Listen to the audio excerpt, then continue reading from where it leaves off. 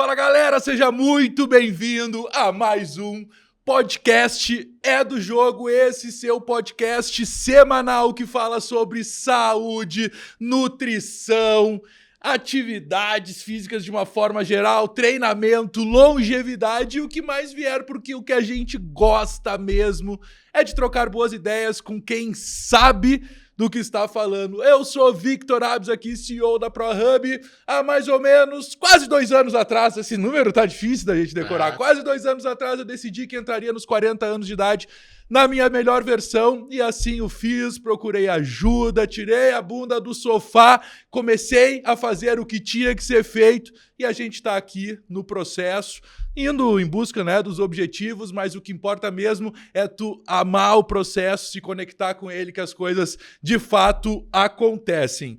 Esse é um programa que já nasce com parceiros, né, senhores? Primeiramente, bem-vindo, Renan. Agora, bom dia, pessoal. Sabadão e estamos aí, né, apresentando... Dois hoje, né? Hoje é dois pra gente segurar a bronca do final de ano, né, Doc? Exatamente. Estamos chegando ao final do ano, né, cara? E o podcast fazendo quase 1 ano de vida, né? Quase. Quando é que você se lembra? Fevereiro. Foi em fevereiro. Na segunda quinzena de fevereiro a gente começou. A gente começou, Rochinol, com um casal. O nosso primeiro podcast foi com um casal que ambos estavam com 130 quilos. E depois de 6 meses eles perderam 30 quilos. Eles começaram a fazer acompanhamento comigo e com o Doc. Eles ainda estão fazendo? Cara, eles se mudaram para Criciúma, então, Joinville. Se mudaram para Joinville, então eles estão numa rotina muito louca. Os dois estabilizaram nos 100 quilos ali. É que não adianta, né? Eles entraram... Já é um baita progresso, né? Já, demais. Não faz ideia, irmão. Saíram de uma obesidade quase mórbida para alguém que, claro, ainda tá ali com, se for avaliar, com obesidade, mas com qualidade, treinando ativamente. Mas é que eles entraram... Se eles conseguiram estabilizar 100 quilos, significa que o processo foi orgânico, digamos assim, né? Não foi a custas de droga, aquele efeito sanfona. Não usaram nada. Não usaram nada. Eles aprenderam muito. Porque usualmente quando usa, tem o efeito sanfona, né? Porque a pessoa que não muda o comportamento, quando ela parar de usar, o lifestyle vai trazer ela de volta. Claro, exatamente. Não, é que eles curtiram o esporte, isso mudou, né, a vida deles. Todos os dias, né, mano? Não, isso foi só até metade do ano. Depois que deu uma pegada na rotina da Letícia, aí o Pedro ele vai o quanto a Letícia vai. Se ela treina 5, ele vai 5. Se ela vai 1, ele vai 1. Né? Mesmo ele, às vezes, tendo tempo de fazer mais, né, cara? Mas eles entraram numa zona de conforto. Então, eles estabilizaram nos 100 quilos, mas é aquilo, não olhar o copo vazio, né? Olhar o... Mas eu acho que eles estão num momento só de ter perdido agora, 30 quilos, eles já adicionaram vários anos na vida deles. Sem né, dúvida. Cara? E eles estão num momento, eu acho que isso, todo o processo, ele nunca tem uma curva ascendente o tempo inteiro, né? Claro. E eu acho que eles estão num momento de mudança, transição ali, mas eu vejo eles mantendo a rotina, eu acompanho no Instagram. Já aconteceu comigo de um paciente vir, não ter muito resultado, depois ele vir de 1 ano ou até 2 anos depois, sem ter consultado e... mudou o mindset, ou então ele evoluiu até um lugar, parou, ficou um tempo sem vinda e volta depois e dá uma evolução no final. São várias coisas ali. Mas que a gente acabam... conversou sobre isso até no último episódio com o Júlio Rita, que tem, cara, de repente nem é a deles chegar nesse extremo da estética. Cara, o sonho dela, cara, era entrar numa roupa que não fosse plus size em algum lugar especial, tá ligado? Ela chegar na Renner e ter a camiseta que cabe nela penduradinha, entendeu? Não precisar comprar a camiseta de Kombi, que nem eles falavam, né? Roupa de Kombi e tal. Daí eles falaram, cara, a gente conquistou isso, talvez, né, conquistaram saúde. Então, por isso que eles entraram na zona de conforto, mas eles queriam melhorar. Nunca o objetivo foi ficar definido e tal, não era isso. Mas ainda assim era perder um pouco mais, né? A gente tinha um objetivo da Letícia bem forte de abaixar dos 100 quilos, né? Então, assim, tinha ali mais um objetivo de perder uns 20 quilos cada um. Mas, cara, são etapas e eu tô cuidando deles ainda. Assim, As circunstâncias da vida, elas tiram muita gente do processo de foco. Né? Para você conseguir uma mudança radical assim no seu lifestyle, que envolve qualidade do sono, envolve nutrição, envolve acompanhamento de bons profissionais, envolve treinamento intenso diariamente, você tem que mobilizar muita energia, porque as circunstâncias da vida vão fazer de tudo para você abandonar esse lifestyle. É assim comigo, é assim com vocês, então se a gente está em forma, é porque a gente mobiliza muita energia. Claro. Ele vou te falar que eles estagnaram porque começaram a fazer pouco exercício. E por mais que qualquer nutricionista diga, não, mas é só ficar em déficit calórico, emagrece, de fato é verdade. Mas é que, cara, hoje eles comem saudável, eles estão naquela dieta equilibrada. E dieta equilibrada é o quê? uma dieta que não te deixa num déficit muito grande, sabe? Considerando uma saída ou outra da dieta. Então, o que trazia muita ajuda deles é que eles faziam 5, 6 vezes tênis na semana. Sim. E hoje, por conta das mudanças, eles estão fazendo 2 vezes. Mas ela já contou umas coisas legais ali que eles vão ter e que ano que vem eles vão estar no foco maior. Eu acho que o resumo de tudo isso, da história deles ali que a gente acompanhou, é que houve de fato, embora agora eles não estejam no mesmo ritmo, houve de fato uma mudança de estilo de vida. Né? Principalmente na alimentação. Total. Alimentação. Não, eu acredito muito num ponto central aí, que é o esporte. Sim. Que é encontrar uma atividade física que proporcione prazer. Né? O que eu vejo um grande erro do fitness, talvez o maior deles, é querer impor um protocolo, uma abordagem de treinamento, como se todo mundo tivesse os mesmos anseios, né? Mas um gosta de yoga, o outro gosta de dança, o outro gosta de luta, então não tem atividade física melhor. Biologicamente, a gente se movimenta por diversão. Então, eu, enquanto treinador, e eu trabalho em academia, eu não motivo meu aluno a vir todo dia para a academia. Porque tem um marombeiro que ama, que adora ir todo dia para a academia fazer maromba? Tem, mas sabem que é uma menor parte. A maior parte não encontra prazer, porque biologicamente não faz muito sentido. E usualmente elas vão encontrar onde? No esporte. O esporte ela é brincadeira do adulto.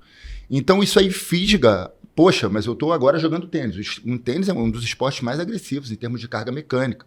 Existe coordenação intermuscular do corpo inteiro, carga mecânica altíssima, tanto na extremidade inferior como na extremidade superior. E aí o cara ele pode se sentir motivado. Não, poxa, eu estou fazendo tênis, mas eu estou sentindo que o meu peso está atrapalhando. E eu estou apaixonado pelo tênis, se motiva a emagrecer. Poxa, mas agora eu estou sentindo que eu estou muito lento, né? Então, poxa, pelo que eu estudei, pelo que eu ouvi falar, só a cadeira extensora não vai me ajudar. Vai ser importante fazer o agachamento, vai ser importante fazer um unilateral, uma desaceleração e tudo mais. Então, isso gera uma cascata de eventos e é isso que eu busco. Não adianta a gente ficar estudando só a fisiologia do emagrecimento, porque a gente ignora que o ser humano ele tem as suas interfaces biopsicossocial. Então, não adianta olhar só para o biológico, só para o físico da questão, né? Tem que entender todas essas interfaces. Boa. Bora apresentar essa fera aí. Primeiro, antes de apresentar o Diegão, e cara, quando eu saí, eu já tenho uma pergunta muito interessante para ti, eu quero entender. Ele falou, não faz sentido a nível biológico, quero entender o que significa isso direitinho. Mas antes, a gente tem parceiros nesse programa. Quero agradecer aí os nossos parceiros, a Clínica Fortes, que inclusive é onde eu faço, né, a minha fisioterapia para recuperação da... Eu também. Olha aí, ó. O Thiago é sinistro. Xandão, Thiagão, são gente finíssima. Reabilitação e performance física. A Clínica Sobreiro, Medicina Esportiva, né, Doc? Isso aí. Onde é que eu acho? @Clínica Sobreiro, Santa Cruz do Sul. Tem uns cases bons lá. Ou se tem. Tem um sentado ao meu lado. Temos a prova viva aqui, né? A clínica do Renan Almeida, nutrição individualizada. Só buscar lá, Renan Almeida Nutri. A ProHub, né? Estúdio audiovisual aqui. Melhor estúdio do mundo, cara. O maior hub de videocast do Brasil. Isso é bom, né? Porque eu quero ver o seguinte, quem é que vai contabilizar isso? Fica a dica. Foi o IBGE lá contabilizar. Mas é pior que é verdade. E a gente também tá na TV, cara. A gente tá no canal 692 da Claro TV e no canal 611 da Vivo, que é o Market TV. Né? Então a gente tá saindo semanalmente agora na televisão. Por enquanto ainda tá... Se tu tá assistindo isso agora, na TV é porque tu acompanhou muito o nosso conteúdo e conseguiu chegar no dia certo. Mas a gente tá saindo desde o início, né? Os episódios lá pra trás. Agora, sem mais delongas, ele já trocou uma ideia aqui com a gente, né? No início, eu quero apresentar o nosso convidado de hoje, cara foda de mercado, extremamente reconhecido, que é o Diego Rouxinol. Ele é preparador físico, sócio fundador da Transformance, tem especialização em cinesiologia pela URGS e mais certificações internacionais. E assim, é uma penca delas que eu não sei nem falar. Eu tentei dar uma olhada, tentei fazer em casa na frente do espelho para tentar conseguir aqui, ia passar vergonha, decidir que é melhor simplesmente dar boas-vindas aqui. Obrigado por vir ao Web Jogo. Bom dia, pessoal. Obrigado aí pelo convite. Lisonjeado aqui tá do lado de feras, um case de sucesso aí trabalhado para essas feras. E vamos conversar, vamos trocar ideia e ver como que a gente pode tirar uma dúvida ou outra, né? Os praticantes de exercício, muitas vezes, eles têm dúvidas e a gente recebe muita informação na internet. E o profissional, o aluno que não é da área, ele não tem capacidade, nem deve ter, né? De julgar quais são os bons e os maus conteúdos da internet, né? Então, modéstia à parte, nosso conteúdo é bom, vamos trazer, vamos tirar educar, essas dúvidas aí e ajudar as pessoas um caminho melhor para os seus resultados, né? Isso é um baita ponto, né? Porque o cara acaba julgando a qualidade do conteúdo pelo perfil e quantidade de views que aquele cara shape que tá falando tem. E pelo shape do cara também. Sim. Aí tu escuta, puta, aquilo é lei pra ele, né? E o cara, sem nenhuma base ou sabendo se aquilo é pra ti, né? Porque é individualizada a parada. O cara começa a fazer no outro dia, inclusive, colocando coisas de saúde em risco, né? Exatamente, porque quem vai bombar, né, é quem é bom em marketing. Exato. E às vezes, é o que eu falo nos nossos cursos. Cara, se você estuda mais marketing do que treinamento, tá errado. E os garotos estão na universidade já se preocupando mais em estudar marketing digital e em ficar blogueirando do que estudar a porcaria do treinamento. E aí, assim, o cara que estuda mais marketing do que treinamento, ele não está preocupado com o que é melhor para o atleta ou com o que é melhor para o aluno. Ele está preocupado apenas com o que é melhor para o seu marketing, melhor para o seu bolso. E eu acho que tem que ser uma relação ganha-ganha. Não tem problema querer ganhar dinheiro. Sim. Mas o atleta, né, a abordagem moderna de treinamento, de mindset do treinador é Athlete-Centered Approach. O atleta no centro do processo. E isso também vai te dar um melhor retorno financeiro. Mas sabe por que eu acho que isso acontece? Pelo que tu explicou, mas eu acho que tem um ponto seguinte. Tem muita experiência que tu pegou com anos. Sim. E a gente quer ganhar dinheiro desde o início. Sim. Então, por mais que eu vá me tornar, talvez, depois de 10 anos, um cara com conhecimento que nem tu, eu quero ganhar dinheiro agora, então eu já vou começar a fazer marketing agora, né? Sim. Então, eu acho que é um ponto, infelizmente, inevitável. Não, eu acho que tem que fazer, né? Nós somos uma empresa e desde o início da história as empresas precisam de marketing para ter uma boa rentabilidade. Né? Antigamente era o marketing tradicional, hoje é o digital. E tem que ter, toda empresa tem que ter. Agora, de 100% do seu tempo de estudo, se você destina 80% para o marketing e 20% para treinamento, quando destina 20% para o treinamento, está errado, tem que ser o contrário. Você precisa destinar 80% ao treinamento e 20% para o marketing. Claro. E outros assuntos de gestão. É que o ponto que eu quis dizer é o seguinte, vamos supor que o cara já é um foda de marketing no início e ele quer estudar, ele quer aprender, ele não vai aprender do noite pro dia tudo que tu sabe, né? Não. Então ele já vai começar a atender muita gente sem ter essa experiência, por mais que ele esteja buscando ela. Por isso que eu digo, acaba sendo inevitável. Antigamente esse profissional, ele não bombaria de início, ele bombaria realmente com o tempo, com a indicação do boca a boca, com os cases, né? Levaria mais tempo para ele trazer esse reconhecimento, né? Mas enfim, coisas da modernidade. Isso aí é um problema, tá? Da educação física, que eu acho que a educação física deveria ser igual o direito, que você tem uma prova da OAB para entrar no mercado, mas ao mesmo tempo não passou, não está capacitado, e desculpem a franqueza de qualquer idiota se forma em educação física, não tenho orgulho nenhum em falar porque é a minha única graduação, mas assim como a educação física devia ter um quê da medicina, que é a residência. Agora imagina um médico, ele estuda, ele se forma e aí depois de 5 anos ele vai para o mercado fazer uma cirurgia oftalmo, uma neurocirurgia. Ele vai aprender expondo ao risco vidas humanas, porque existe uma regra para o aprendizado, que é o erro, né? Só que na residência você não vai botar em risco as vidas humanas, você vai sob supervisão adquirir essa experiência. Claro. E infelizmente na educação física não é assim. Não tem repetição suficiente para tu chegar numa perfeição de execução. E eu te digo mais, isso... Você deveria ser supervisionado nos anos iniciais. Poxa, a primeira vez que eu vou introduzir saltos, né, para o indivíduo que vem de uma lesão e tal. Poxa, isso é complexo, eu posso expor o aluno uma lesão na minha sessão de treino. Porém, a literatura mostra que o treinamento pliométrico ele também é muito importante para reduzir o risco de lesões. Então eu preciso introduzir. Agora, o número de problemas, de erros de execução e de falhas, ou seja, por onde eu devo começar, como eu devo progredir, isso tudo é muito complexo. Eu tive que começar apenas com conhecimento teórico, cursos que eu fiz também, mas no primeiro dia que eu fui introduzir, não tinha ninguém me supervisionando. E eu não tenho orgulho nenhum de dizer que eu já errei e que algumas pessoas, né, se machucaram.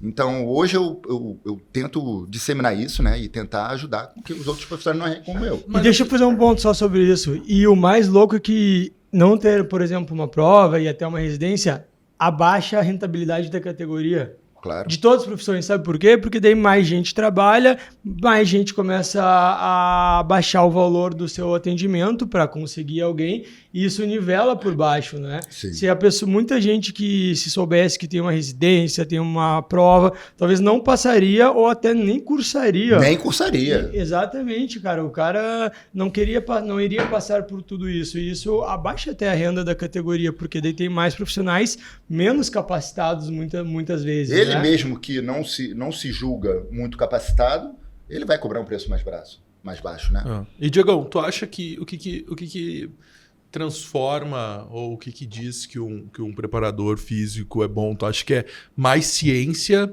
ou é conhecer e entender de pessoas, assim?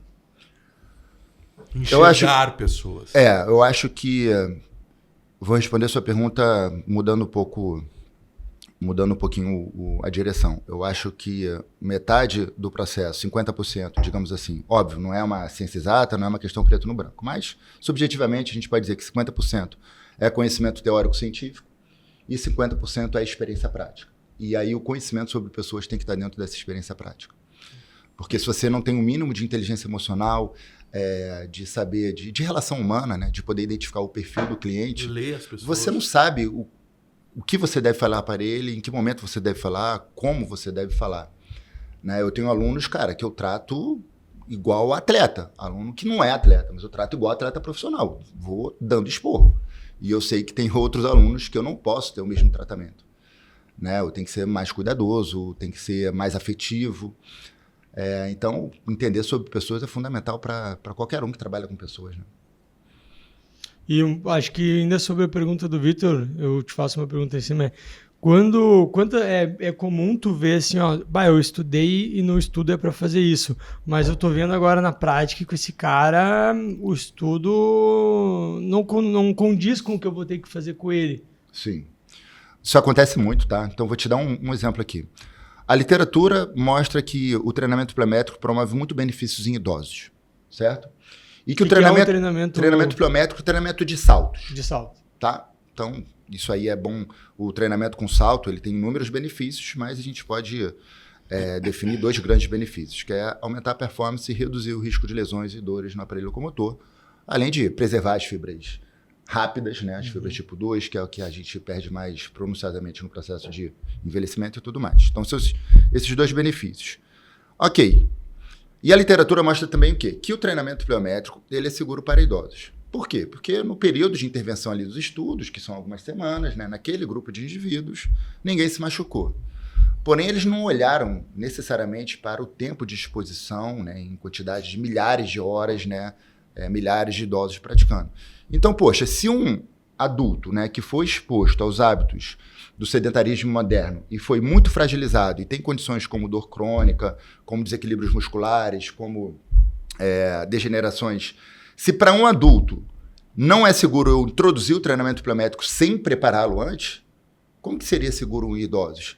Então, se eu simplesmente pego a informação da pesquisa científica e eu não integro essa informação sistematicamente com uma série de outros conhecimentos, inclusive conhecimentos que só a prática me promove, eu faço uma aplicação cega daquele protocolo de estudo, cara, eu sou péssimo treinador no final do dia. Então, tem muitos teóricos, muita gente boa mesmo de conhecimento, né, científico e tudo mais, mas que tem uma prática desastrosa.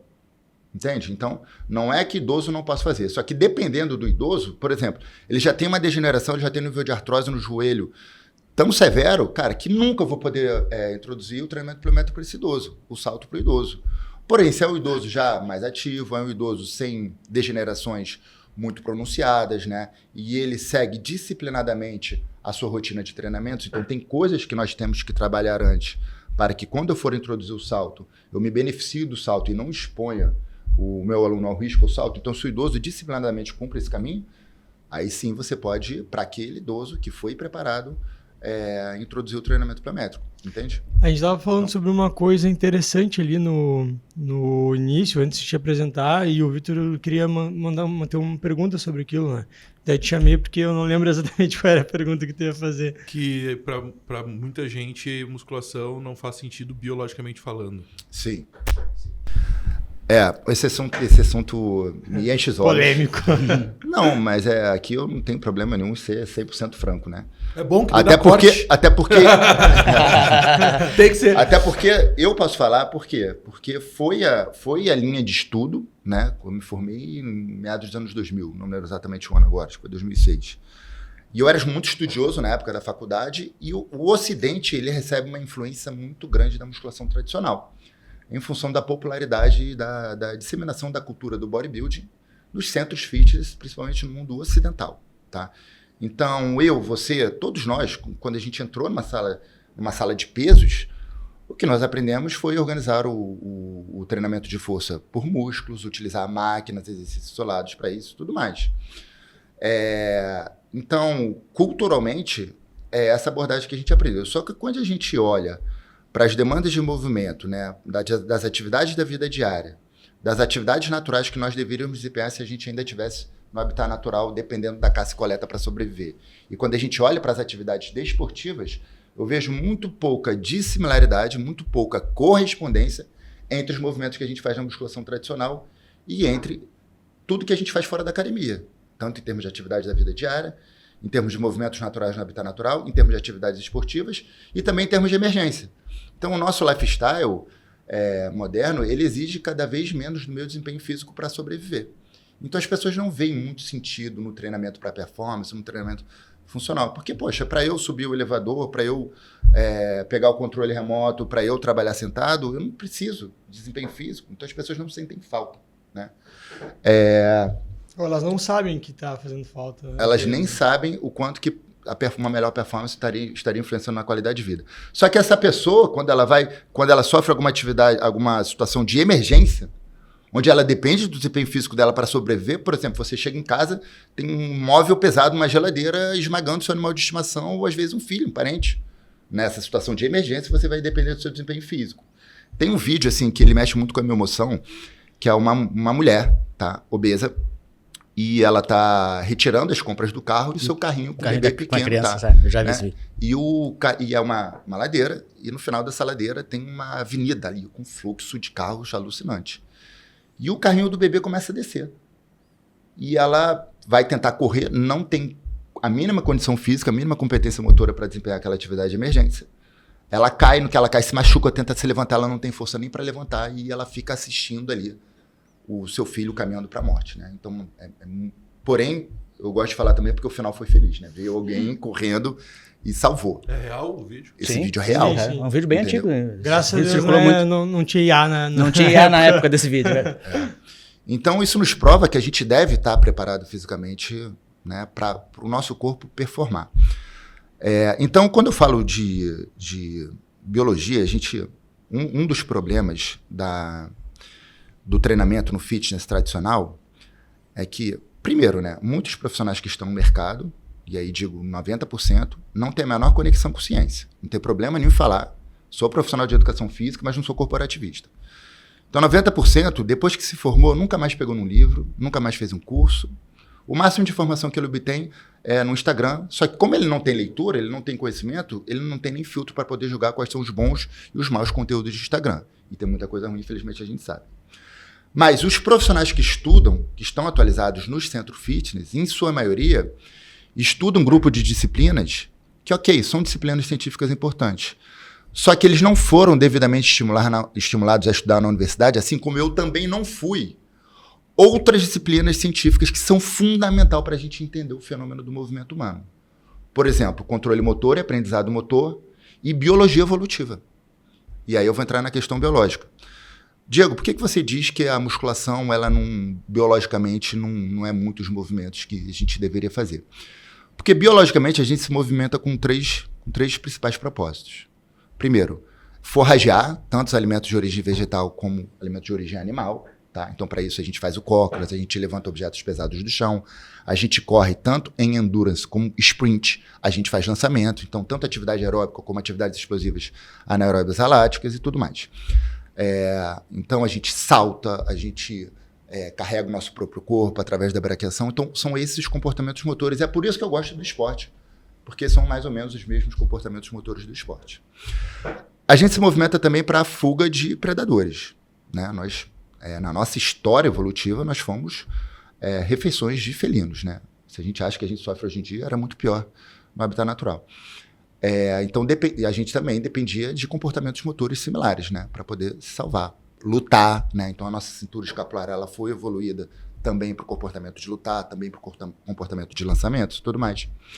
A gente se movimenta para reproduzir. E aí tem uma última classe de movimentos, que é a mais curiosa e mais interessante de todas. Para o que vocês acham que o humano naturalmente se movimenta, além dessas três coisas que eu falei, que é caça, fuga e reprodução? E aí a gente mata a charada. Vocês já repararam que os animais brincam? E que uma criança brinca espontaneamente? Então, há tribos de caçadores-coletores, ou seja, aqueles homo sapiens, aqueles humanos, que ainda vivem do mesmo lifestyle que os nossos ancestrais, que é o estilo de vida de caça e coleta. Em habitat natural, né? Sem questões como saneamento básico, por exemplo. E qual é o comportamento motor desses caras? Eles fazem a sua caça, né? Mas os homens estão envolvidos nas atividades mais violentas.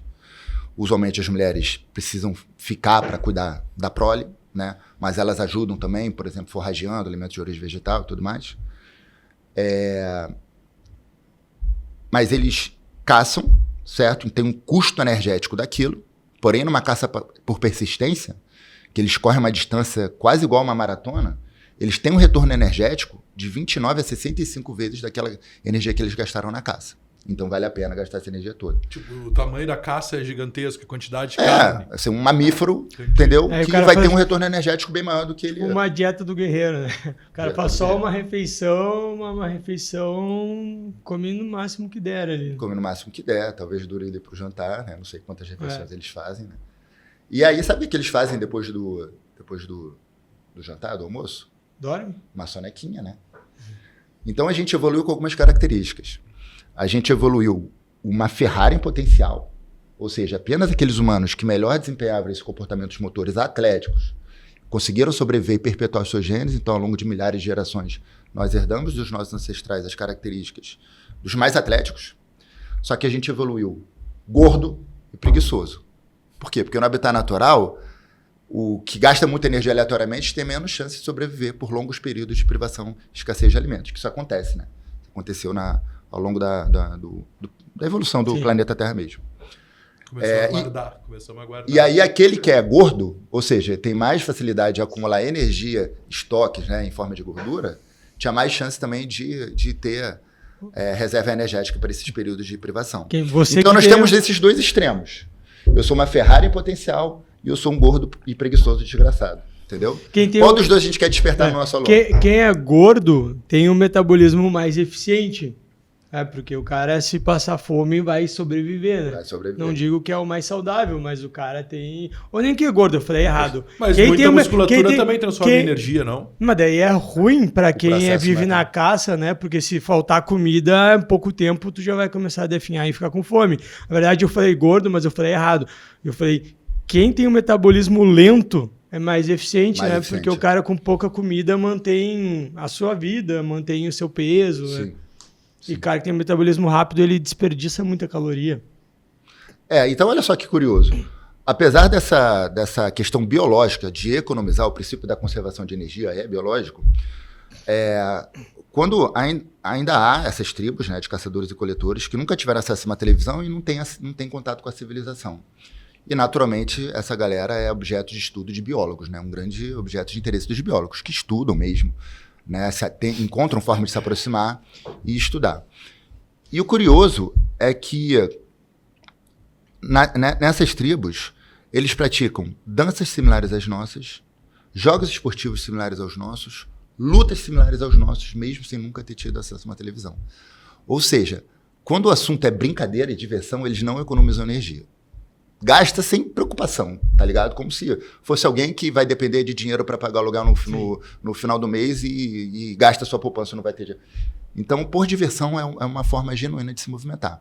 E é por isso que a gente gosta tanto de indicar o esporte. Porque no esporte, quando o movimento no esporte, você pega, por exemplo, um peladeiro de final de semana. Pega esse peladeiro, eu sou o pica da fisiologia, né? Estudei tudo que a universidade me estimulou a estudar. Poxa, eu vi aqui que tem um protocolo do HIIT, que combina intervalado anaeróbio alático com aeróbio e tudo mais, que eu vou acumular um gasto energético, um EPOC e tudo mais, e você aplica aquele programa maravilhoso. Só que você ignora a interface psicossocial. O cara, ele vai começar a correr, ele vai ficar entediado. Ele começa a sentir um desconforto, aí começa a sentir aquela acidose metabólica. O corpo do cara vai dando todos os sinais para ele parar aquela porcaria daquele exercício. Tá? O cara fica entediado. E se ele tem que correr lá seus 20, 30 minutos, cara, ele vai fazer aquilo com vontade de parar até o fim. E aí, como ele é muito disciplinado, ele quer emagrecer, ele vai se obrigar a cumprir esse protocolo lá, conforme o treinador prescreveu, de 3 vezes por semana, né, e tudo mais. Cara, vai ser muito difícil ele sustentar um programa de treinamento que não traz a diversão, que ele não se sinta motivado. Agora, tu bota uma bola, bota esse peladeiro no final de semana, ele vai correr de forma esbaforida.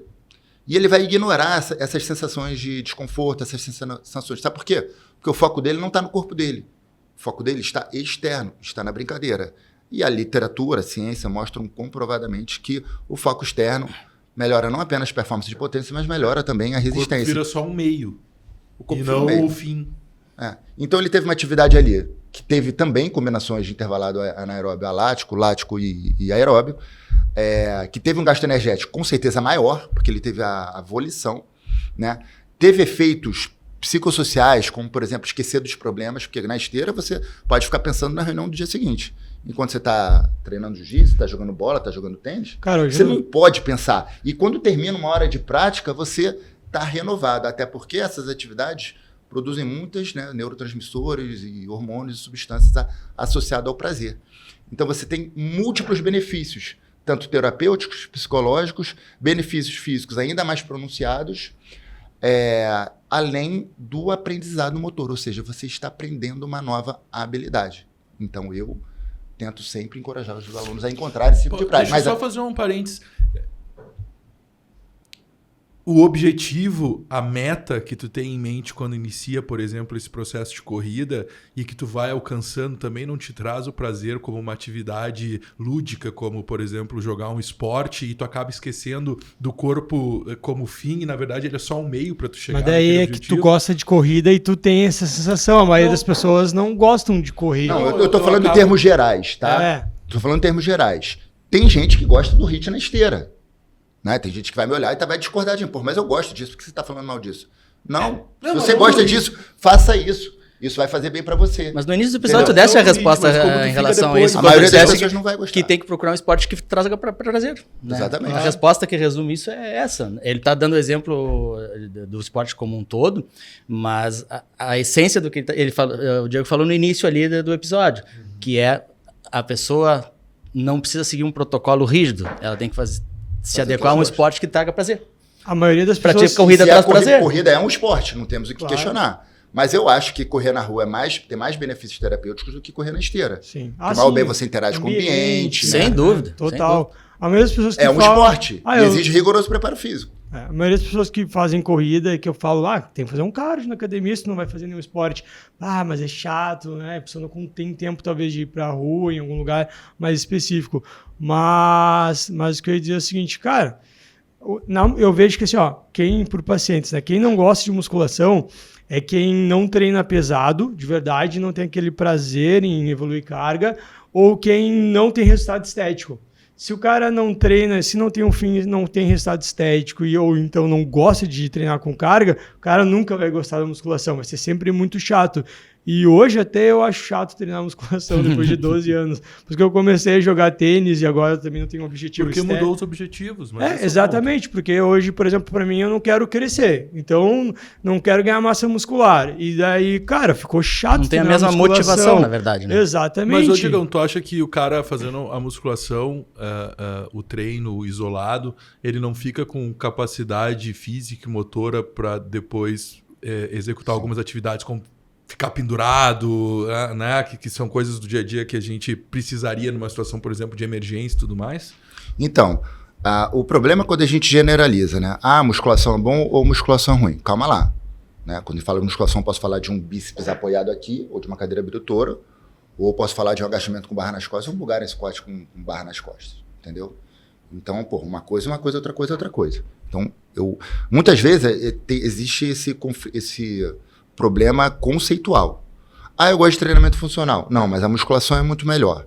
Aí eu estou discordando de você, a gente está discutindo aqui, e quando eu penso sobre treinamento funcional, eu estou pensando no agachamento com barra nas costas, e quando você pensa sobre musculação, você também está pensando no agachamento com barra nas costas. Então, o problema é conceitual, tá?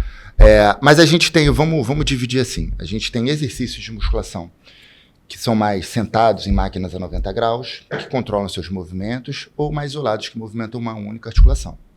Assim como eu tenho o exercício, que é um grupo, tá? Agora, tem exercícios de musculação que fazem parte também do treinamento para performance, que movimentam múltiplas articulações, por exemplo, um agachamento, um deadlift, um Bulgarian squat, um press em pé com barra, e são realizados com pesos livres, aonde...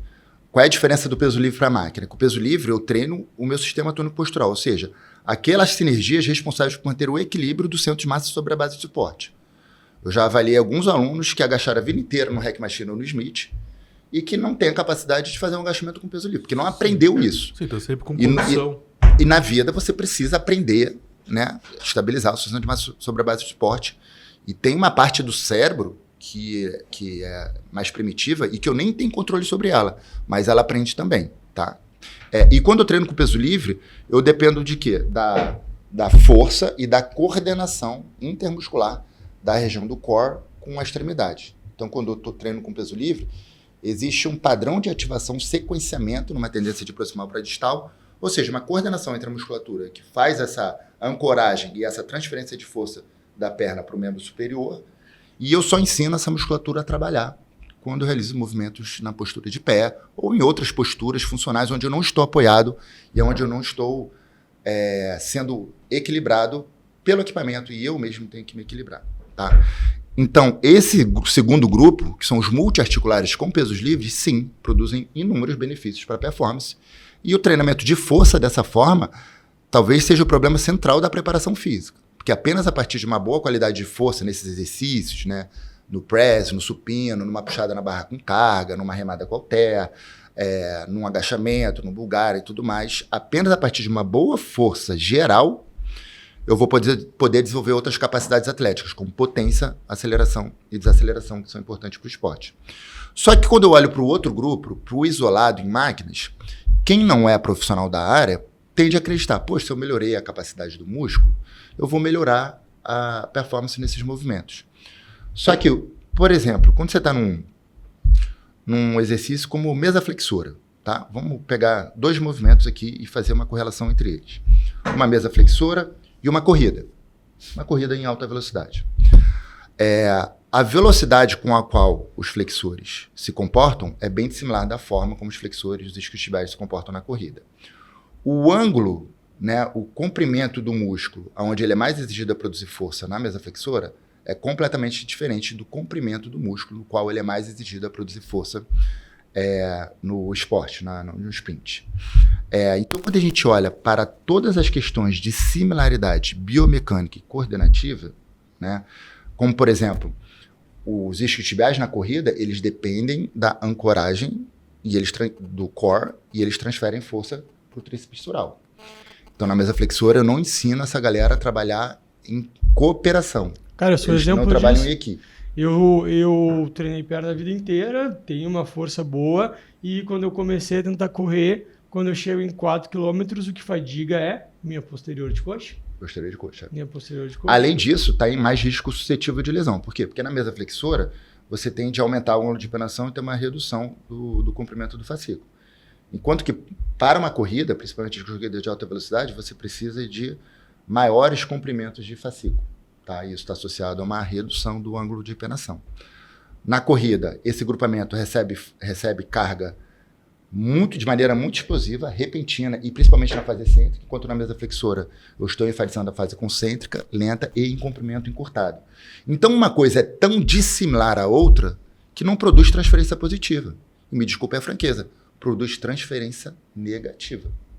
Então um jogador de futebol, por exemplo, ele não pode sentar numa cadeira extensora ou numa mesa flexora. Porque aquilo não é que não vai melhorar a performance dele.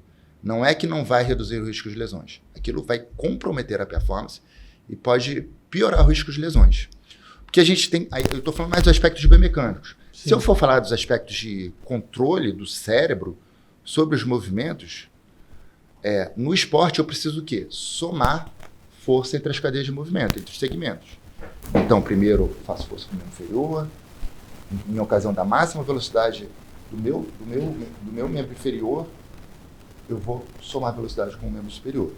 Tá? Então, isso é um padrão coordenativo de soma de velocidade. Ele comentou ali que um atleta profissional nem deveria fazer uma flexora ou uma extensora. Daí eu perguntei para ele, mas todo mundo fala que no protocolo de reabilitação é interessante uma extensora com isometria. Aí deixei essa pergunta para ele. Não, foi excelente essa pergunta e me dá a oportunidade de complementar, porque a gente não deve ser radical, né?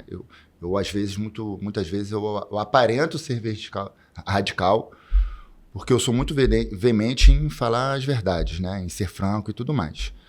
Mas isso não significa ser radical. Por quê? Eu acho, sim, que as máquinas, elas desempenham muito bem, são muito, muito úteis em várias situações, em vários contextos.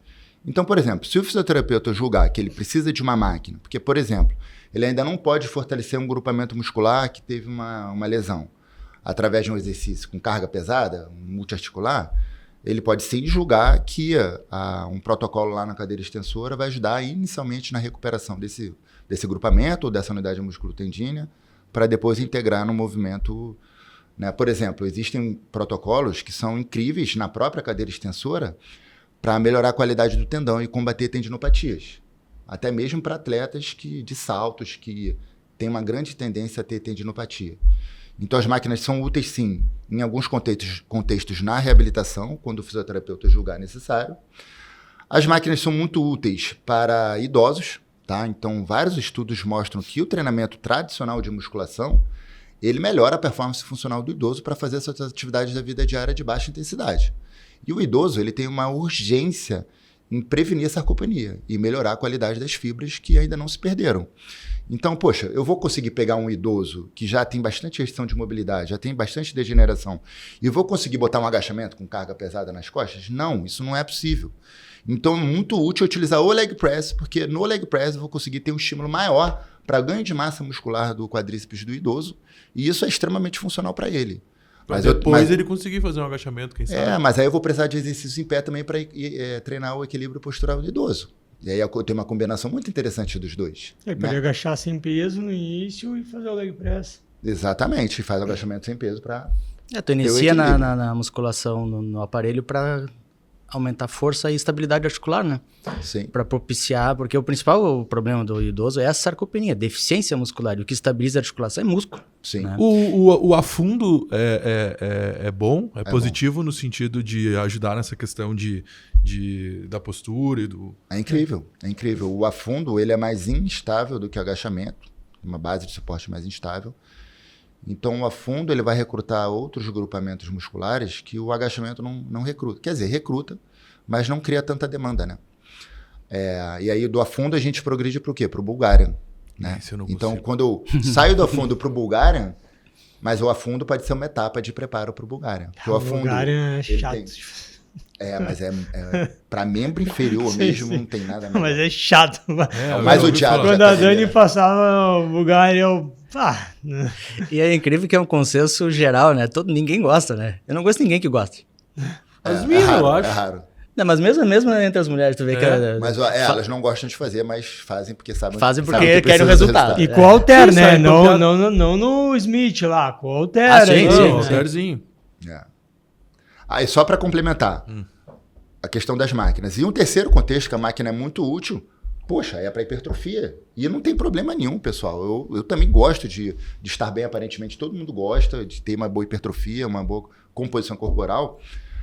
Então você pode sim, né? Você tem um programa de treinamento que vai desenvolver suas capacidades físicas, vai ter esses exercícios mais importantes de força, e ali no final você faz um complemento. Não, mas eu quero dar um pump adicional no bíceps, no quadríceps e tudo mais. Você pode utilizar um isolado, você pode utilizar uma máquina.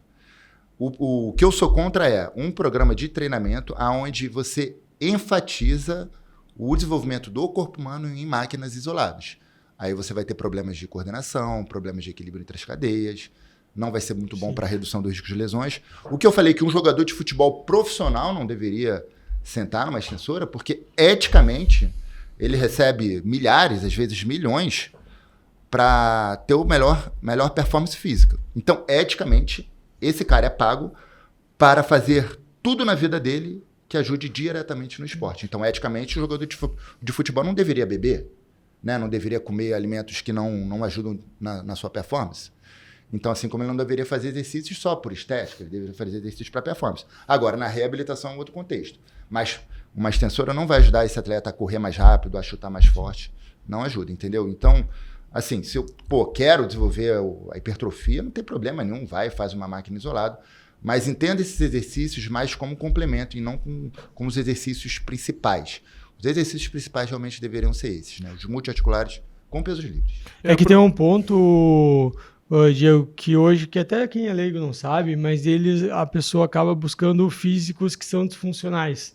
Por exemplo, eu tive um caso, assim, faz bastante tempo isso, de uma menina que treinava num CT desses, né? E daí aconteceu um estresse porque eu falei para ela, o corpo que tu quer, tu não vai conseguir no CT, com musculação. E ela falou, eu quero ter... Ela mostrou uma mulher com a cintura super fina, glúteo grande. E eu não falei para ela não treinar mais lá, eu só falei a real. Eu falei, esse treino que tu faz, ele é muito melhor para tua funcionalidade, tu vai ganhar uma massa, mas vai ser limitada. O que tu quer é na musculação tradicional e às vezes nem podendo fazer muito, poder fazer um terra sinistro e um agachamento livre sinistro que, querendo ou não, vai dar uma largadinha na cintura. Não quer dizer, e aí o ponto é esse, hoje com a questão estética de ter cintura fina, e glúteo grande, coxa grande, às vezes complica para a pessoa que não sabe do que ela está perdendo, da funcionalidade, essa questão, né? Porque aí tu pode me corrigir, mas acredito que é muito difícil nesses padrões bem distorcidos, bodybuilder, blogueira, fora que às vezes a mulher se compara com uma mulher que ela nem sabe que tem um preenchimento no glúteo ou em outro lugar, ela quer uma cintura minúscula com a coxa grande. E muitas vezes ter muitos exercícios funcionais e livres acaba indo de encontro com isso. Sim. Muitas vezes esse corpo aí, né, extremo que ela está buscando, às vezes ela nem sabe, mas a modelo dela, o alvo dela, fez cirurgia, né? Fez redução aqui, aumentou ali. Sim, top de bomba. E outra coisa, né? A informação genética, ela é inexorável.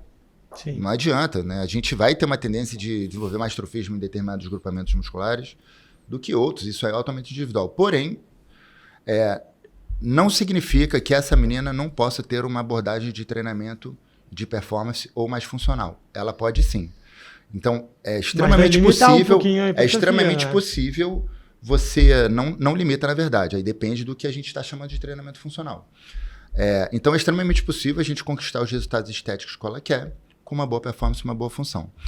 Então, um problema grande da musculação, que as mulheres não conseguem o desenvolvimento dos membros inferiores e principalmente de glúteo que elas gostariam, é que a musculação enfatiza muito exercícios bilaterais. E quando você faz um agachamento, leg press não, mas quando você faz um agachamento, um deadlift, ou esses exercícios, a gente sente a fadiga onde? Na coluna. Uhum. Então significa que essa galera aqui talvez esteja até mais recebendo mais estímulo e talvez por isso desenvolva tanto o trofismo dessa galera aqui.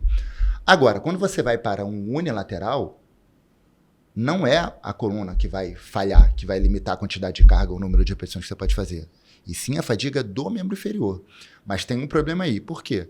Porque executar um unilateral bem executado, onde você realmente tira a carga da perna de trás e concentra mais o centro de massa, o peso na perna da frente, para o desenvolvimento da perna da frente, é mais complexo, ou seja, o treinador tem que entender bem essa questão da biomecânica desse movimento, e o aluno vai ter que se exigir mais, né, a atenção dele, a cognição dele, para ele conseguir executar esse movimento de maneira apropriada. Então, eu vejo muito isso no Bulgarian. A forma como as pessoas fazem Bulgarian Squat, e até mesmo como influenciadores do fitness, bodybuilders, fazem esses tutoriais de Bulgarian Squat, não é o melhor cenário para o desenvolvimento de membro inferior, muito menos para o glúteo. Porque a posição que eles adotam coloca muita carga na perna de trás. E você sabe qual é a premissa para desenvolver o glúteo? É o mínimo de carga na perna de trás. Porque se eu boto muita carga na perna de trás, eu informo para o cérebro, poxa, esse exercício está estável. Porque as duas pernas estão fazendo força. E se o exercício está estável, o cérebro ele não precisa recrutar tanto, ele não precisa aumentar a participação e o controle tanto dos músculos responsáveis por manter esse equilíbrio.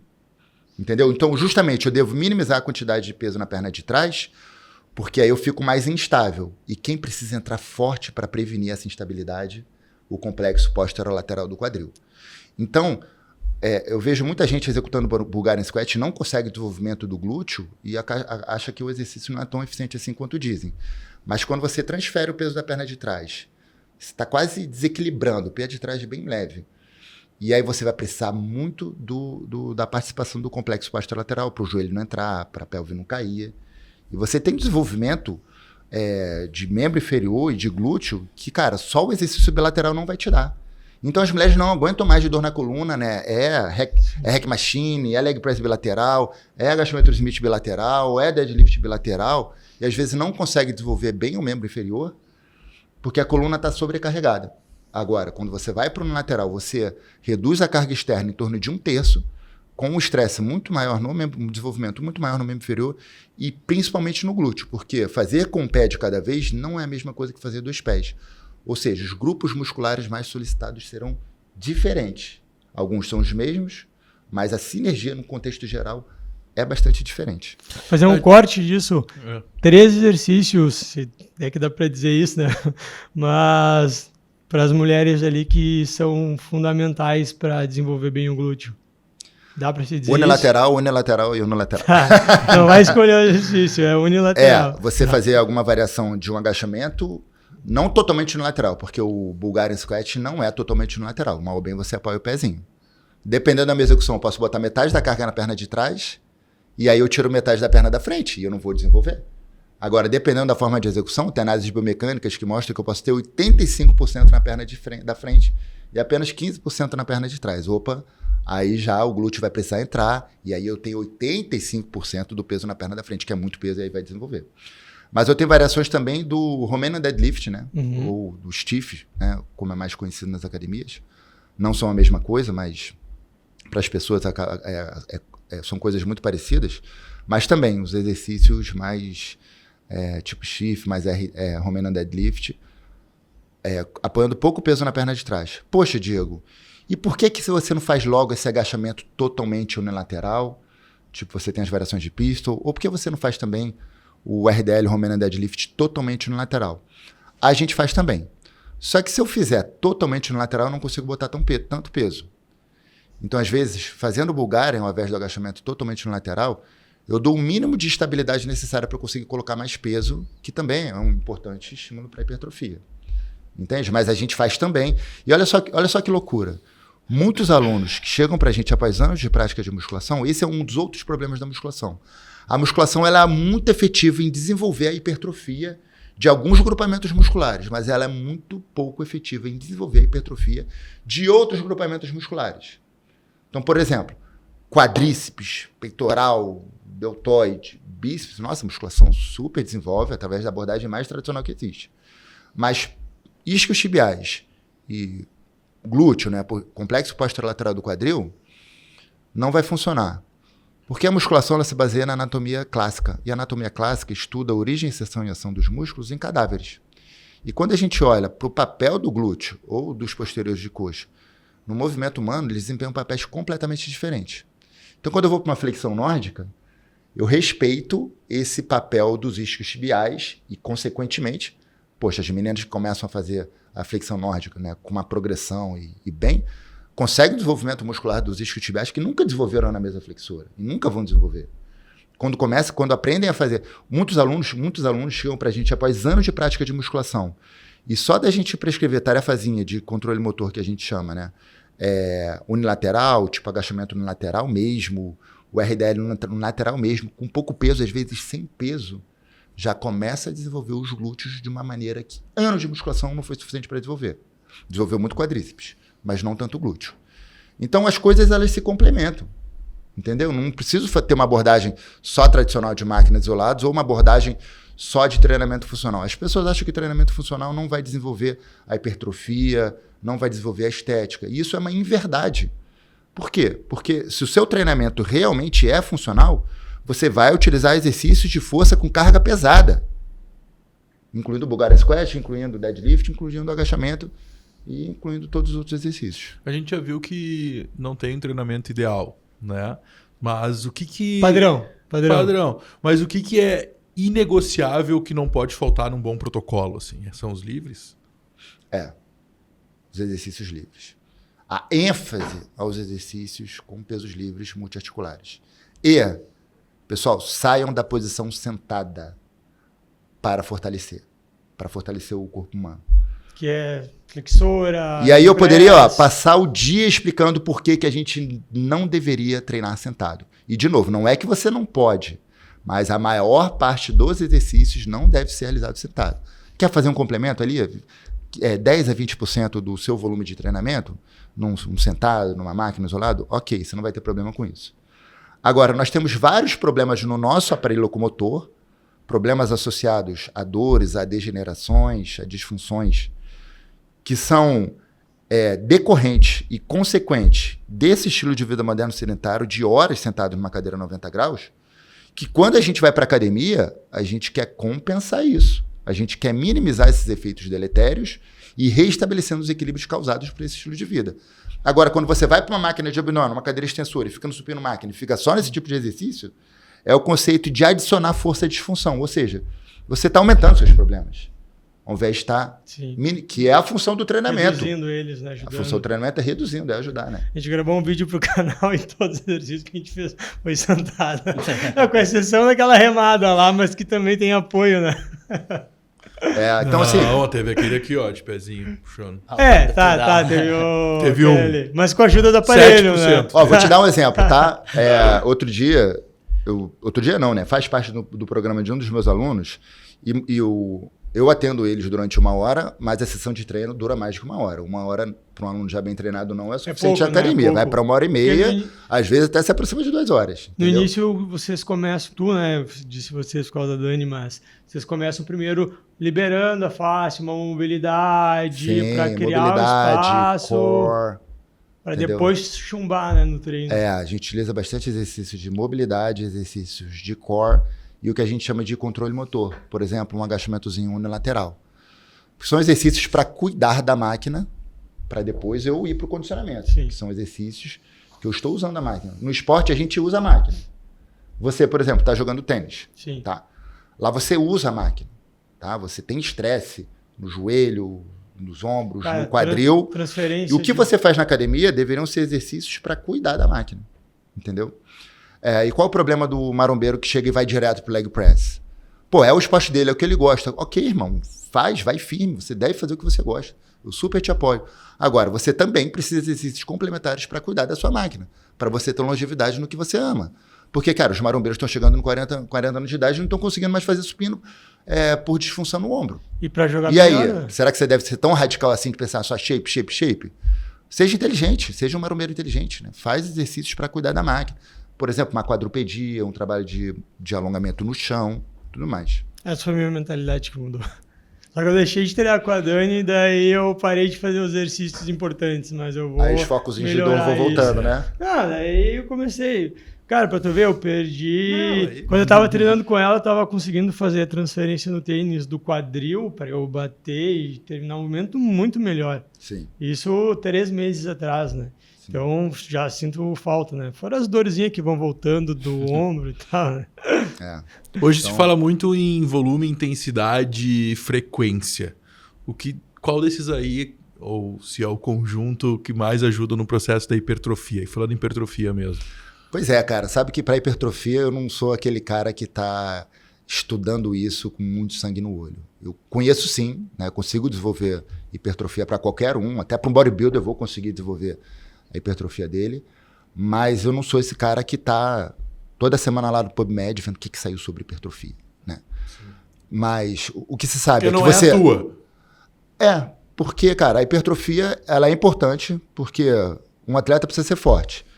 E um dos mecanismos fisiológicos para esse atleta se tornar mais forte é aumentando a hipertrofia. Entendeu? Então, a hipertrofia pode me ajudar a ser mais forte. Aí eu tenho outros exercícios. Então, por exemplo, para eu aumentar... Eu tenho 2 principais tipos de adaptação que me tornam mais forte. Uma delas são as adaptações no músculo, que incluem a hipertrofia, não são apenas a hipertrofia, mas incluem a hipertrofia. E as adaptações de nível otimização da coordenação intermuscular, do sistema nervoso central. Tá? Então, tem esses 2 grupos. Para desenvolver a hipertrofia, o meu programa deve ter uma característica de maior volume de treinamento. Então, a cada semana de treinamento, eu devo fazer com que, a cada semana, a cada mês, a cada macrociclo, O trabalho do treinador é fazer com que o atleta dele tolere um volume de treinamento gradativamente maior. Certo? Então, os estudos, mesmo não estando o cara mais atualizado sobre hipertrofia que existe, os estudos assim são categóricos. Né? Você quer hipertrofia, você precisa aumentar o volume de treinamento. É a variável que melhor se correlaciona com os resultados de hipertrofia. Agora, quero aumentar a força. Pensa num atleta, nele, que é tenista. Tá? Ele precisa aumentar a força dele para aumentar a performance dele. Porém, se ele aumenta o peso dele, a massa corporal dele entra no dividendo. Eu já me sinto pesado. O impulso relativo dele vai ser menor. Então ele tem que aumentar a força dele sem aumentar muito a massa muscular. Aí você vai explorar mais a intensidade do treinamento e não muito o volume do treinamento. Mas aí quando tu diz a intensidade, é força com baixa repetição? Não sei. Menores números de repetições, mais peso na barra. 2, 3 repetições com força máxima, isso?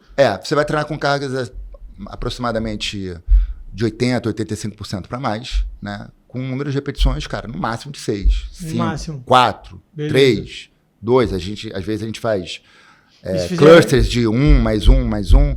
A intensidade também, eu preciso preparar o corpo para essa carga gradativamente maior. E os intervalos? Então eu entrei no meu mês, no meu mesociclo, onde meu foco é aumentar a força com cargas intensas.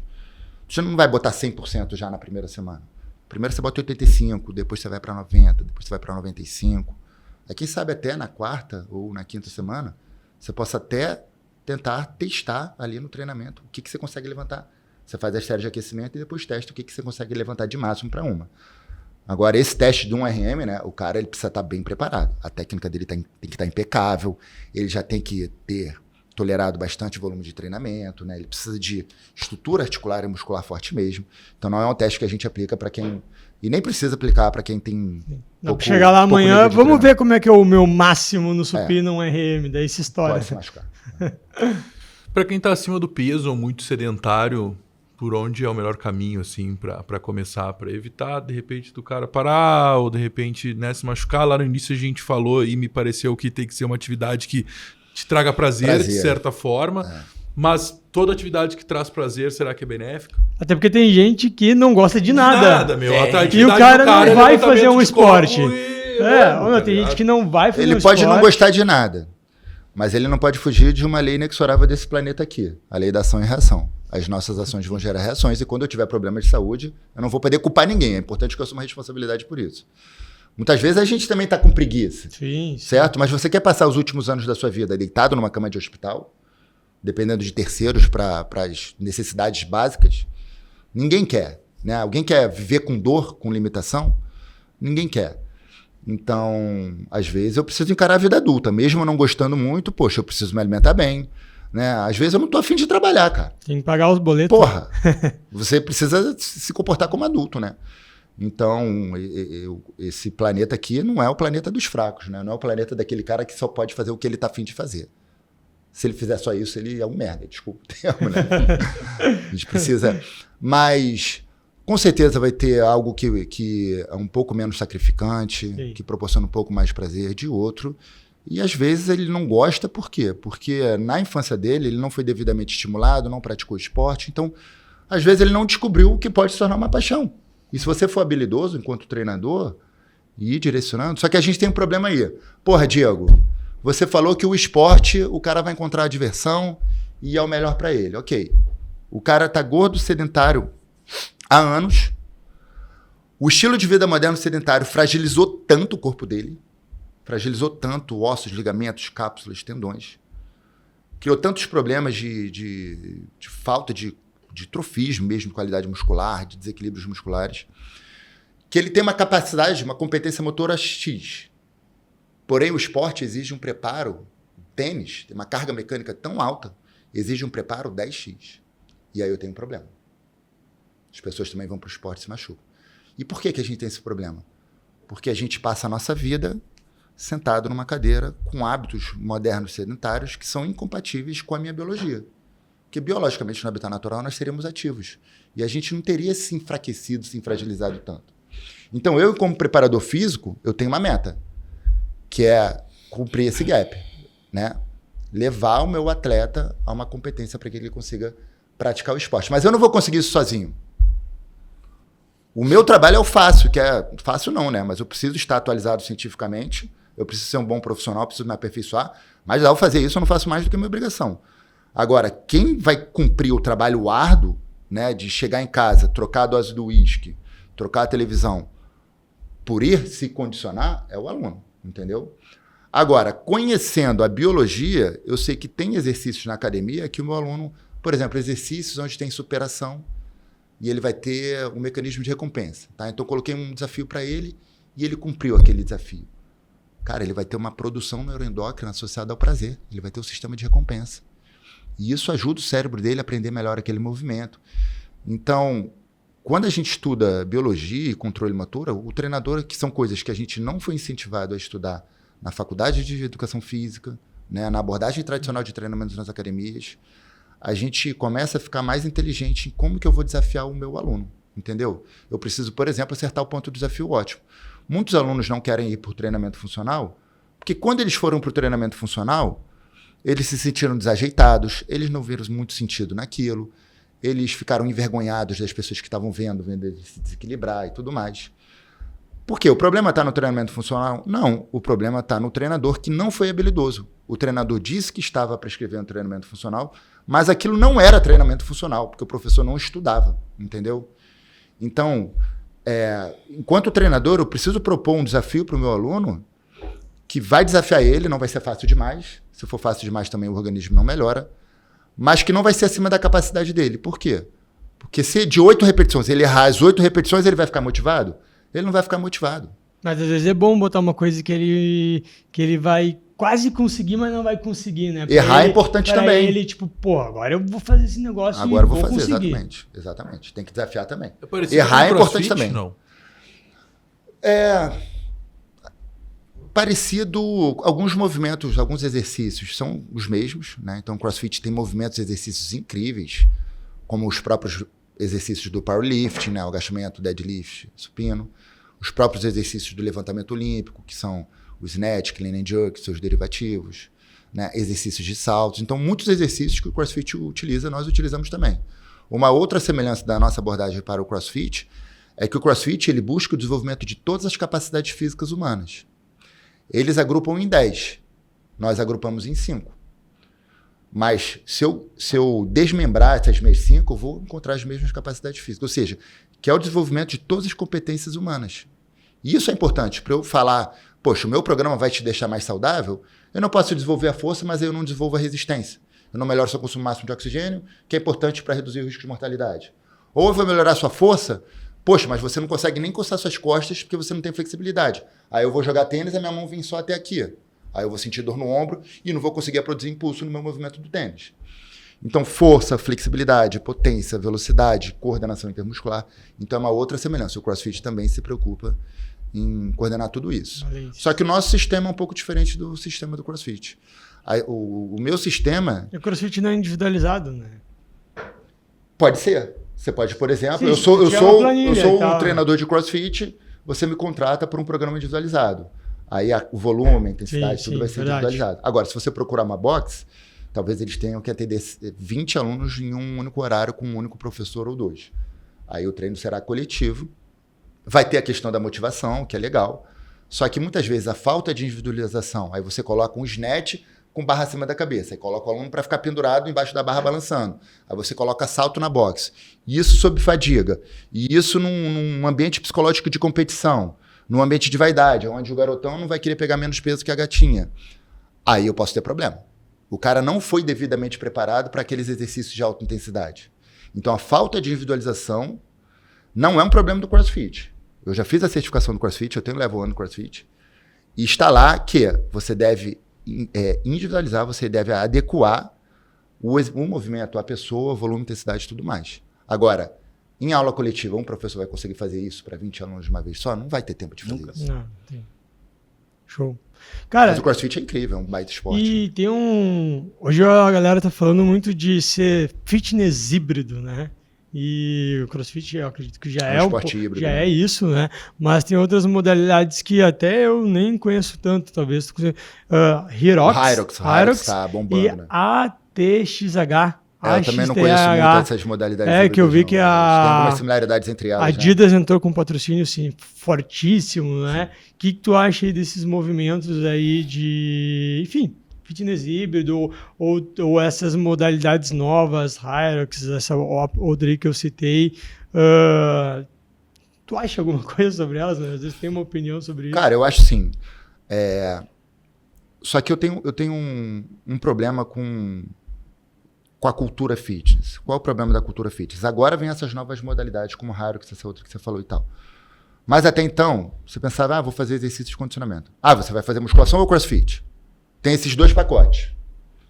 Então, culturalmente, o aluno que não tem obrigação de entender sobre treinamento físico, ele é um advogado, ele é um profissional de outra área, as alternativas que o mercado coloca para ele são essas 2 alternativas, crossfit ou musculação.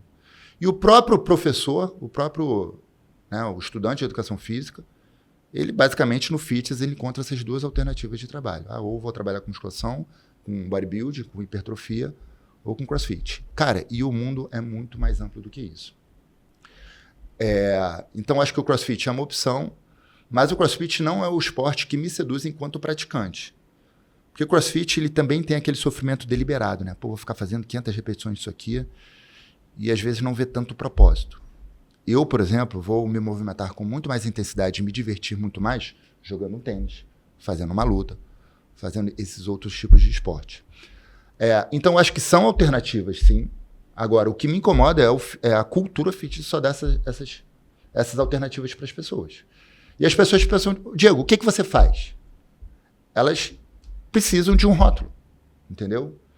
E eu não tenho rótulo. Se eu for dar um rótulo, eu vou falar, sistema Transformance, cara. Mas o sistema Transformance, ele não é uma coisa rígida, né? O sistema Transformance, ele ensina o treinador a pensar. Então, o que eu faço? Treinamento físico. Para quê? Para todos os benefícios incríveis que o exercício físico pode trazer. E talvez a gente possa listar mais de 100 benefícios que o exercício físico possa trazer. Na minha abordagem, eu quero todos eles, inclusive os estéticos, que estão muito associados aos psicólogos. Quero todos eles, entendeu? E para isso eu vou utilizar os exercícios e o volume e a intensidade ótimos para desenvolver cada um desses benefícios, cada uma dessas capacidades físicas. Então é o treinamento físico em sua plenitude, com abundância. Sim. Poxa, eu quero ficar mais forte. Eu, Diego, né, e o Sistema Transformers vão utilizar apenas os melhores exercícios que tem para ficar mais forte. Quais são os melhores exercícios que tem para ficar mais forte? São os levantamentos básicos, agachamento, deadlift. Mas não só da maneira tradicional. Posso fazer, por exemplo, isométrico. Isométrico produz ainda mais força do que o tradicional, entendeu? Então, eu acho incrível. Por um lado, eu acho incrível, porque dá mais opções para as pessoas encontrar atividades físicas que elas gostam, mas isso me comprova um grande gap do fitness. O grande gap do fitness é que ele investiu milhares e milhões numa indústria bilionária em centros de treinamento, em equipamentos, em tecnologia, e investiu quase nada em pessoas. Então a gente vê um movimento hoje em dia nas academias, as áreas de treinamento funcional que foram criadas no meados dos anos 2000, essa forte tendência do treinamento funcional penetrando as academias, que já chegou atrasado, já chegou para resolver problemas passados. Hoje em dia a gente vê as academias trazendo máquina de volta para cima desses espaços. Por quê? Porque o treinamento funcional ele é inefetivo. Não. É porque na musculação eu posso abrir uma rede low cost de academia, coloco um monte de máquina lá, é self-service. Não precisa de treinador. Agora, na área de treinamento funcional, se o aluno for tentar sozinho, ele vai se sentir desajeitado, ele não vai ver muito sentido, ele não vai ver muito benefício. Sabe por quê? Porque é muito mais complexo. Não vai saber adaptar. Lá precisa de um profissional altamente qualificado, um cara que demora anos se capacitando e se dedicando, fazendo cursos, lendo livros, lendo artigos, treinando a si próprio, né? Dedicando mesmo. Vai precisar de um treinador que tenha conhecimentos muito mais amplos, ou seja, não entender apenas de fisiologia, de biomecânica, mas entender de mais disciplinas científicas, que são importantes para entender o ser humano, e com nível de complexidade, essas disciplinas científicas são muito mais complexas do que apenas a anatomia tradicional, que é a base da musculação. Cara, a anatomia tradicional é muito simples. O cara que não se formou em educação física, ele pode te dizer qual é a origem, seção e ação de um grupamento muscular. Mas, aí o que acontece? As academias botaram esses centros de treinamento funcional, que foi até bom para eles, porque é mais barato do que comprar máquinas de musculação, só que não investiu na capacitação de treinadores. O que essas grandes redes de academia fazem? Elas perdem os melhores treinadores, porque ficam jogando o valor de hora aula abaixo dos treinadores lá para baixo. Obviamente, o cara que quer investir caro no seu aperfeiçoamento profissional, ele quer cobrar caro também. E aí não dá para ficar na sala de musculação. Então, se for para não ter profissionais qualificados, é melhor botar a máquina naquela porcaria. Porque na máquina, pelo menos, o aluno se machuca. Mas se o aluno for tentar saltar sozinho, ele pode se machucar. E para isso, o Diego dá aula e tem curso. Pode fazer o teu jabá aí, mestre. A gente tem as nossas certificações, né? Como é que é o nome da tua empresa? Transforma-se. Transforma-se.br, lá no canal de Instagram. E ele ensina tudo isso. A gente ainda tem poucos cursos online, mas já tem alguns produtos online. E a gente, quando vai trabalhar com movimento, o presencial ele é imbatível, né? Sim. Tá, sim. Não Tanto que hoje em dia eu não faço consultoria à distância. Cara, como que eu vou ensinar um levantamento olímpico à distância? É quase impossível. Porque é muito complexo, né? É a mesma coisa que na medicina, um curso online adaptar, de né? cirurgia.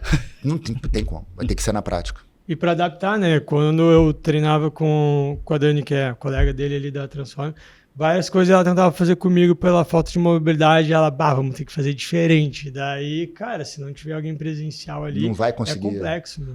Precisa estar online ali, avaliando e adaptando. Exatamente. Dando coaching, né? Exatamente. Irmão, a gente se encaminhou pro fim aqui e antes de finalizar, o convidado sempre deixa uma mensagem para quem tá querendo, cara, tirar a bunda do sofá, fazer alguma coisa, ou para quem tá tentando e tá falhando, tá ligado? Não tá conseguindo manter aí a frequência, não conseguiu treinar, come de novo, não Para quem não gosta de musculação, pra quem não gosta de musculação. Pra quem quer melhorar a performance esportiva ou como um ser humano. Pra quem quer deixar de ser um bodybuilder todo travado. Motivacional. Deixa eu ver por onde eu vou começar. 1000 coisas na minha cabeça, eu acabo ficando meio perdido às vezes, né? Mas, cara, o nosso bem mais precioso é o nosso corpo. Né? Não tem como a gente fugir disso.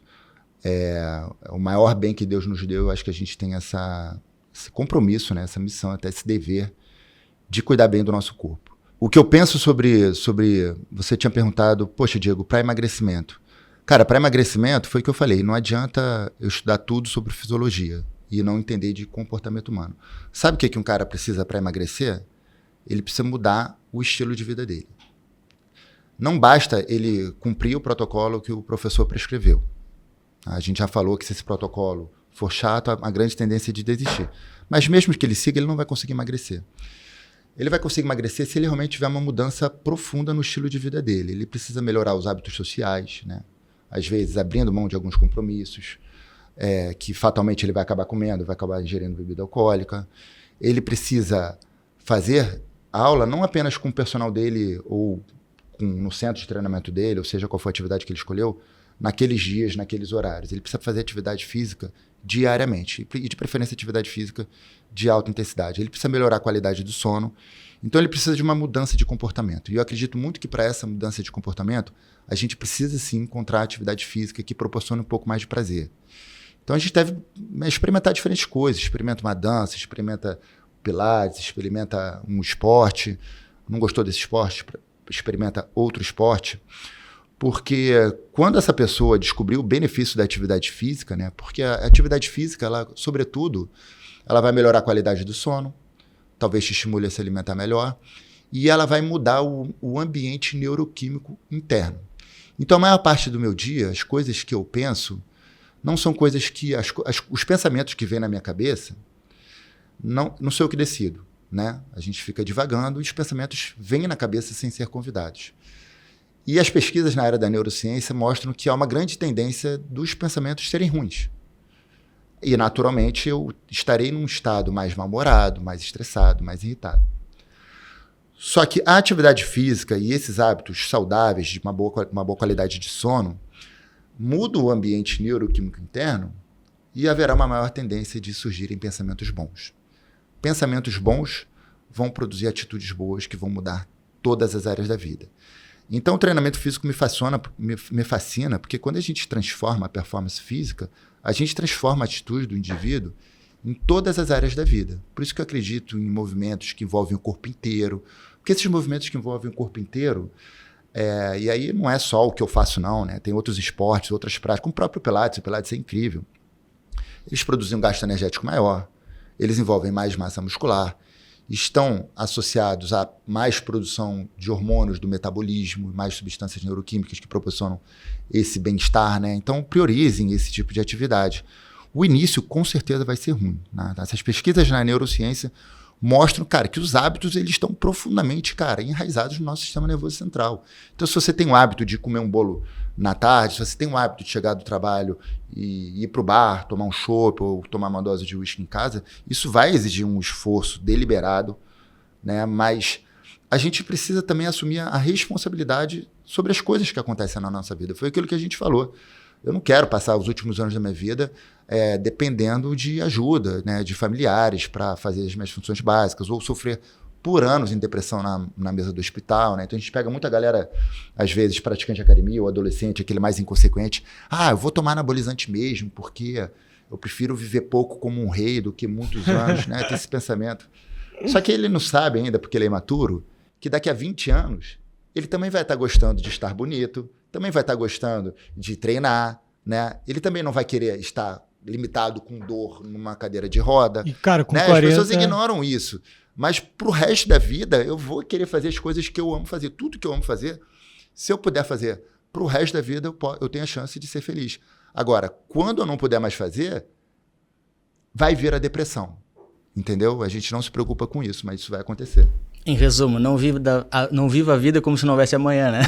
Não, essa questão de viver o momento... E outra coisa, hoje com 40, 50 anos de idade, dá pro cara tá super bem novo, até com cara. 60, sim, 70, né? Qualquer, mas digo, antigamente 40, 50 anos de idade, o cara achava que ia estar acabado. Já era o coroa, hoje dá pra estar no shapezão. Pô, shapezão. O Doc tem 50 anos, cara. Tá aí, ó, porra. Aparenta ter muito menos do que 50, né? Começa por aí. Também te amo. O Victor já parece ter 50 de rosto, mas de físico, de né? Corpinho já puxa de corpo já dá. Mas sim, quando a gente... Exatamente, o que o adolescente precisa saber é que quando ele chegar com 50, cara, os anseios dele serão os mesmos, né? E se ele não puder mais fazer aquilo, ele vai entrar no estado de depressão, né? E eu te digo que aos 30 anos eu nunca imaginaria estar aos 50 como estou hoje, né? E até talvez esteja melhor do que quando estava com 30. Essa foto já foi ao ar. Sim, com certeza. Até não só de shape, mas de tudo, de maturidade, de performance. Tu falaste uma coisa aqui que é um grande fato. O exercício físico, quando ele entra como um hábito na tua rotina, ele não modifica só a tua estética. Ele modifica toda a tua vida. Né? E eu sou uma prova disso que modificou, inclusive, a minha carreira. Né? Sim. Né? Minha especialização de medicina esportiva veio com quase 20 anos de formato. Né? E atuar nessa área depois... O cara que ainda não é viciado, não é praticante de atividade física, ele ainda não descobriu um tesouro que está escondido. Sem dúvida. Que é uma fonte de realização, né, e um potencial de força para todas as áreas da sua vida, que eu acho que vale a pena fazer essa força inicial. O início ele vai ser árduo, né, mas vale a pena esse esforço. Para todo mundo, acho que ninguém começa uma atividade física amando, né? É muito difícil. Mas ali na terceira semana, você já vai querer evitar ir para o shopping ou ir para outro hábito mais destrutivo, porque você começa a ver o benefício e você não quer mais abrir mão daquilo, né? Sem dúvida. Mas claro que um chopinho de vez em quando... Não vai matar ninguém. Né? Quem sou eu para dizer, né? Diegão, muito obrigado pela tua presença, por ter aceito o nosso convite. Cara, outro nível de papo, né? Ele traz conhecimento e informação. Isso que a gente enxugou, né? De um parque, se deixar liberar a caixa de Pandora ali do conhecimento. A prova disso é que quando a gente olha os outros episódios, é difícil tu fazer a gente ficar quieto te olhando como foi aqui. Né? Porque isso mostra que tem propriedade. Que amo a parada e represento o ser humano comum de casa, né? Sim, é incrível essa interação. E aí sozinho eu não podia chancelar esses assuntos, então eu trouxe dois profissionais, nutricionista, médico, que é pra falar. E eles ficaram quietos, né, cara? Ficaram escutando. Aprendendo. Não, imagina. Aprendendo. Eu tenho certeza que eles já tinham também grande parte desse conhecimento, por isso que tem o resultado que tem. E eu aprendi também, né? Mas Quem sabe numa próxima vem convidado para ver outra pessoa falar, né? Show de bola, show de bola. Diegão, mais uma vez, obrigado aí. A gente sabe que é um sábado, que tu veio, tu aceitou. A gente faz esse conteúdo com carinho para motivar outras pessoas, para levar o bem pra galera. Isso, de fato, é transformador. Isso aconteceu comigo, aconteceu com eles, aconteceu contigo, com tantas outras pessoas. E é tão importante, né? Quando a gente consegue compartilhar isso e se uma pessoa sai impactada daqui, então valeu cada minuto desse papo. Com certeza. Levo para casa bastante informação, a gente sempre usa isso aqui também como uma forma de consultoria gratuita para nós. Que de certa forma Quantas repetições, qual exercício. Isso, exatamente, vai anotando aqui. Contem comigo, o canal de troca de informação continua aberto. Valeu, meu irmão. Irmãos, obrigado mais uma vez, então. Obrigado demais, galera. Foi um prazer estar aqui, só com galera de alto nível, foi muito rico aí. Valeu, Diegão. Eu acho que esse episódio aqui, a gente tá falando, ele tá antes do Natal, depois do Natal, será? Será que era pra gente estar com um gorrinho? Depois do Natal. Não, antes. Antes do Natal, eu acho, cara. Acho que vai ser bem ali na sexta. Vai ser na sexta-feira que vem? 23? 23. Não, sexta não é 23, não. 24 é quinta. Sexta é 26 e 19. Vai ser depois do Natal. Então é 26. Então é 26. Pô, podia ter gravado ele em trajes, né? Podia, mas vamos... né? Eu espero que eu confesso que eu ia me recusar a usar. Olha, eu sou aquele cara mais sem graça. Não quer participar da brincadeira. Não ia também? Na barbinha é menos mal. Então aí, espero que tu tenha tido um Natal fantástico aí, iluminado. Logo, logo tá chegando aí o ano novo. Que 2026 seja um ano incrível e maravilhoso para todos nós. Que tu conquiste aquele teu objetivo, todos os objetivos que tu tanto deseja ter. Para isso, tem que tirar a bunda do sofá. E não adianta pedir para emagrecer ano que vem e não fazer o que tem que ser feito, né? Deus não vai te emagrecer. Fizer, vai conseguir. Acho que vale a pena colocar ali na listinha dos desejos, né? Tem que pedir também. Tem que agir, senão não vai funcionar. E lembrando aquela clássica, né, velha, batida de que o resultado, seja ele qual for, ele não acontece na semana, no intervalo entre Natal e Ano Novo, mas sim entre Ano Novo e Natal. Só perde o shape entre... mas tu vê, filosófico. Só perde o shape... Mas você é velho, cara, não é minha.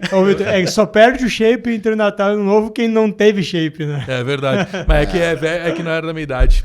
Com essa eu me despeço. Um beijo pra vocês. Até a próxima. Galera. Tchau.